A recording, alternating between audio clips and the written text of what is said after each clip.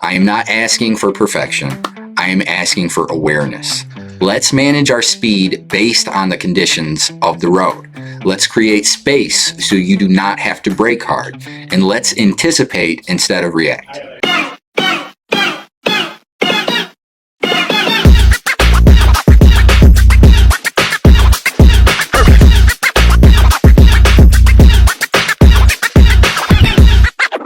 Hey everyone, Josh here with your Safety Center update.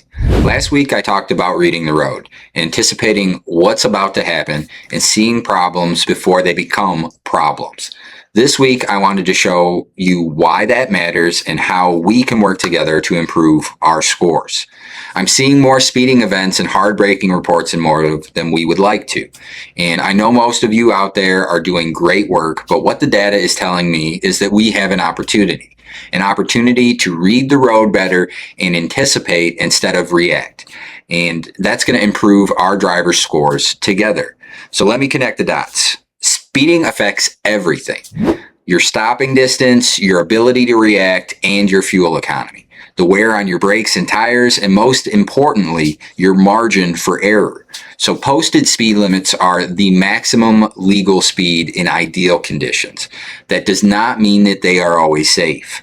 A 70-mile-an-hour speed limit means nothing in heavy rain, in high winds, in snow, on ice, or in congested traffic. Safe speed is what the conditions allow, not what the sign says. And I know you guys know all of this. I'm just asking you to apply it consistently and keep that at the front of your mind. Which brings me to our next point, which is hard braking. Hard braking events also show up emotive and they affect your driver score as well. Now, I understand that there are legitimate reasons for hard braking. If a light turns yellow at the wrong moment or a car cuts you off, defensive driving sometimes requires a hard stop to avoid a crash. We get that. And those things happen. And when they do, you made the right call. But there is another opportunity. A lot of hard braking can be prevented, again, by anticipating the flow of traffic earlier, by creating a little bit more space, and by recognizing that traffic is slowing down before we are right on top of it. Hard braking wears out your brakes, it burns fuel, it stresses the truck, and is really hard on our freight. And I want to see you succeed. I want to see those scores improve because I know you guys are capable of it. So here is how all of this comes together and connects.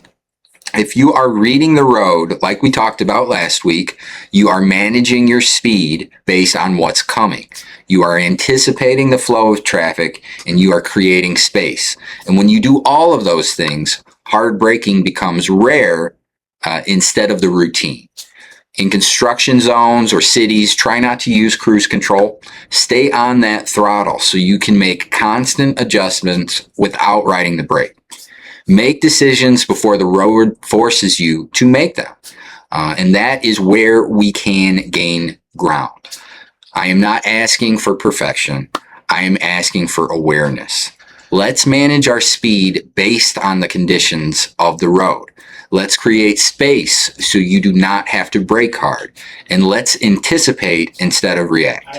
The data does not lie. Speeding and hard braking show up. And what the events show us is whether you are in control or just along for the ride. So let's improve these numbers together and let's be in control. Thank you for all that you do.